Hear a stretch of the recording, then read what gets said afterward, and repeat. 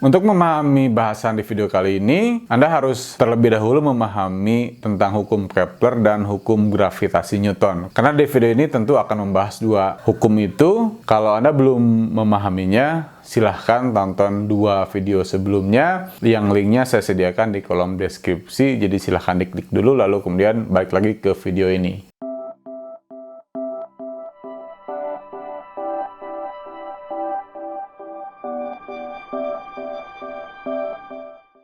Assalamualaikum warahmatullahi wabarakatuh. Apa kabar semuanya? Semoga dalam keadaan baik-baik saja tentunya.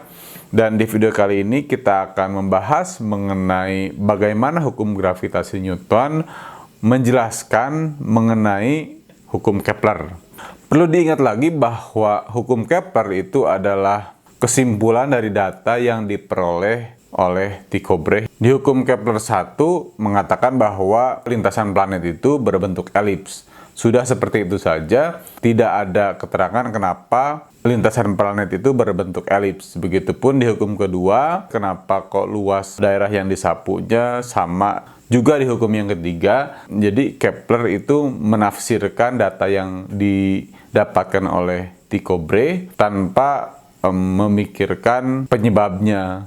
Dan lalu kemudian Newton lah yang mampu menjelaskan mengenai hukum Kepler itu. Oke, kita mulai dari yang pertama deh.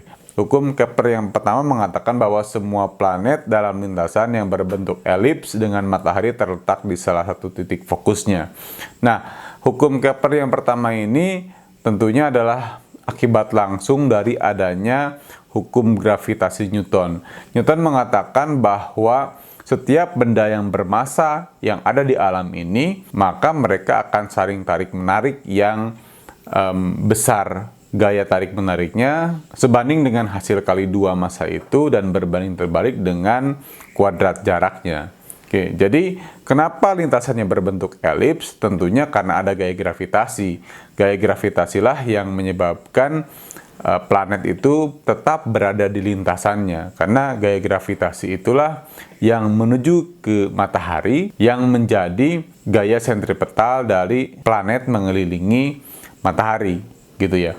Sebenarnya dengan persamaan gayanya berbanding terbalik dengan kuadrat jarak, itu ada tiga kemungkinan lintasan sebuah planet. Tidak hanya planet ya, termasuk komet juga, termasuk bulan juga. Bisa elips, bisa hiperbola, bisa parabola. Nah, tapi kan kalau lintasannya hiperbola atau parabola berarti satu kali saja planet itu atau komet itu melintas matahari, selanjutnya dia pergi ke daerah yang jauh. Tapi kan itu tidak terjadi di sistem tata surya kita. Jadi tentunya elips lah bentuk yang paling mungkin dari lintasan benda-benda yang mengelilingi matahari. Itu penjelasan Newton terhadap hukum ke-1 Kepler. Selanjutnya hukum kedua Kepler mengatakan bahwa garis hubung planet dengan matahari akan menyapu luas yang sama dalam waktu yang sama. Oke, begini. Tadi kan bahwa planet itu ditarik oleh matahari. Dengan planet berputar dan gayanya mengarah ke sana, maka secara dinamika rotasi, torsinya adalah 0. Bahasan mengenai torsi ada di video lain tentang dinamika rotasi yang nanti linknya saya sertakan di kolom deskripsi yang ada di bawah deh. Sehingga torsinya kan gaya gravitasi dikalikan jarak antara planet dengan matahari dikali sin 0 derajat karena lengan gaya dan arah gayanya sudutnya 0 derajat. Ya, sehingga torsinya adalah 0. Nah, ketika torsinya 0, maka momentum sudutnya itu konstan. Oke. Sekali lagi, ketika momen gayanya 0 atau torsinya 0, maka momentum sudutnya adalah konstan. Kita lihat bahwa momentum sudut itu adalah jari-jari dikalikan dengan momentum. Ya, sedangkan momentum itu adalah M kali V. Atau kita masukkan M-nya adalah massa planet. Atau menjadi seperti ini nih. Oke. Nah, luas wilayah yang disapu oleh planet, katakanlah sebegini. Atau kita buat menjadi persegi panjang deh, menjadi kayak gini nih. Dan jarak dari sini ke sini itu adalah V dt. V itu adalah kelajuan planet dan dt itu adalah selang waktunya. Karena kan jarak itu adalah kecepatan dikalikan selang waktu ya. Oke, sehingga luas area yang warna orange itu, yang disapu itu adalah setengah dari panjang kali lebar. Panjangnya dalam ini adalah R, dan lebarnya adalah V dt. Atau kita masukkan bahwa R dikalikan V itu dilihat dari tadi momentum sudut, maka kita gantikan menjadi setengah L per massa planet dt. Gitu. Sehingga dA-nya adalah L per 2 kali massa planet dt. Ya, di mana dA itu adalah komponen luasannya. Kita lihat di sini di persamaan ini nih, momentum sudutnya itu konstan, ya. Nah, dan massa planet juga konstan. Maka kalau dt-nya sama nih, selang waktunya sama, maka dA-nya sama. Oke?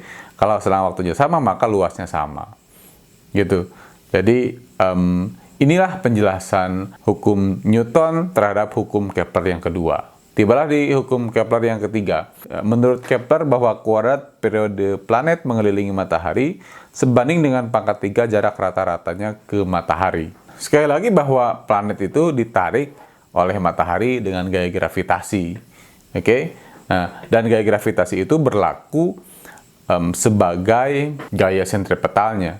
Sehingga menurut hukum Newton yang kedua, gaya yang dialami planet adalah F sama dengan M planet, massa planet dikalikan percepatan sentripetalnya. Nah, gayanya itu adalah gaya gravitasi, yaitu G massa sun atau massa matahari dikali massa planet per jarak matahari ke planet sama dengan massa planet.